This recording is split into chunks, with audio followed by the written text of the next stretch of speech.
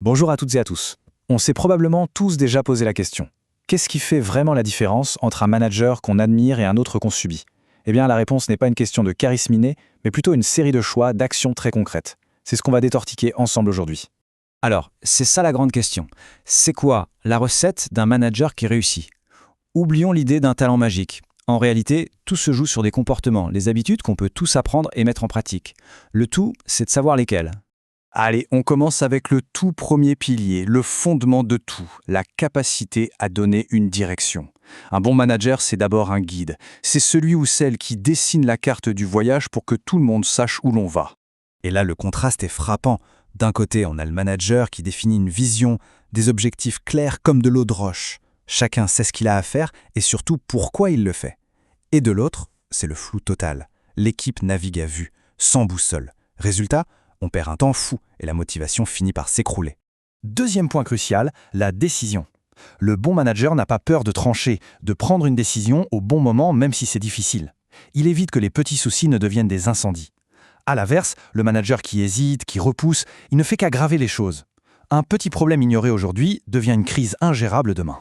Donc si on résume ce premier pilier, ça tient en 3 points. Fixer des buts précis, oser décider et surtout offrir un cap, une véritable boussole pour que personne ne se perde en chemin. On enchaîne avec le deuxième grand pilier, et celui-là, il est absolument central, bâtir la confiance. Ça peut paraître abstrait, mais ça passe par 2 actions très concrètes, savoir déléguer et investir dans le développement de son équipe. D'un côté, il y a le manager qui fait confiance. Il délègue, il donne de l'autonomie, et ça permet à l'équipe de grandir et de prendre des initiatives. De l'autre, on a le micromanager, celui qui veut tout contrôler, tout valider. C'est le meilleur moyen d'étouffer la créativité et de démotiver tout le monde.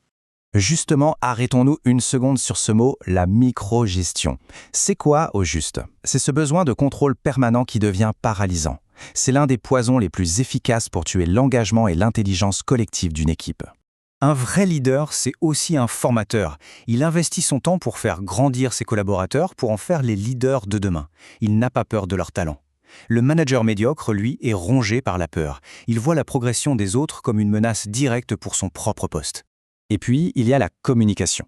Pour le bon manager, c'est une autoroute à double sens. Il pratique l'écoute active, il veut comprendre car il sait que les meilleures idées viennent souvent du terrain. L'autre, il adore s'entendre parler, il monopolise la parole et passe à côté d'informations cruciales. En résumé, pour ce deuxième pilier, tout est question de confiance. Déléguer intelligemment, investir dans le potentiel des gens et par-dessus tout, savoir écouter. Vraiment écouter. On arrive au troisième pilier, un pilier qui touche au cœur du sujet, le caractère du leader. Il s'agit de mener par l'exemple, avec intégrité et un sens profond de la responsabilité. Là, la différence est limpide. Le vrai leader, quand il y a une victoire, met son équipe sous les projecteurs. Il ne dit pas « j'ai réussi », il dit « on a fait un travail exceptionnel ». L'autre, au contraire, s'attribue tout le mérite pour briller. C'est une question d'honnêteté intellectuelle. C'est un peu la règle d'or du management, non? Reconnaître le travail de chacun et célébrer les réussites ensemble. C'est ça qui crée une véritable cohésion et qui donne envie de se dépasser. Mais c'est surtout dans les moments difficiles qu'on reconnaît un vrai leader. Quand ça ne va pas, est-ce qu'il monte au créneau pour protéger son équipe et assumer la responsabilité? Ou est-ce qu'il cherche un coupable pour sauver sa peau? L'un inspire la loyauté, l'autre sème la méfiance. Le fameux « faites ce que je dis, pas ce que je fais », ça ne marche jamais. Un leader crédible est le premier à respecter les règles qu'il impose aux autres. Il doit être un modèle.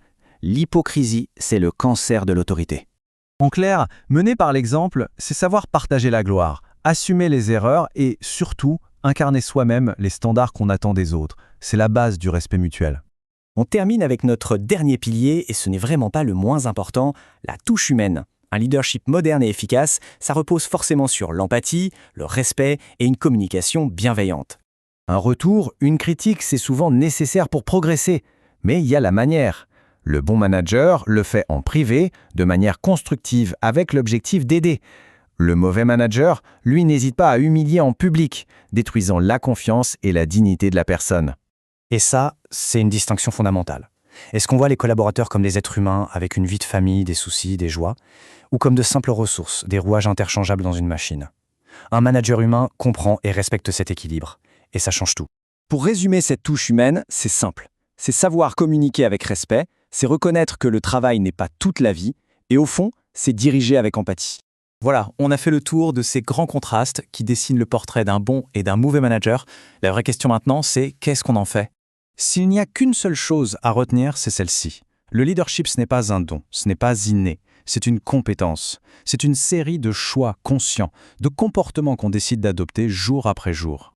Au final, la question n'est pas de savoir si on a l'étoffe d'un leader. La vraie question, c'est, face à chaque situation, chaque jour, quel leader choisit-on d'être? Celui qui donne une vision ou celui qui laisse dans le flou? Celui qui fait confiance ou celui qui contrôle? Ce choix, il nous appartient à chaque instant.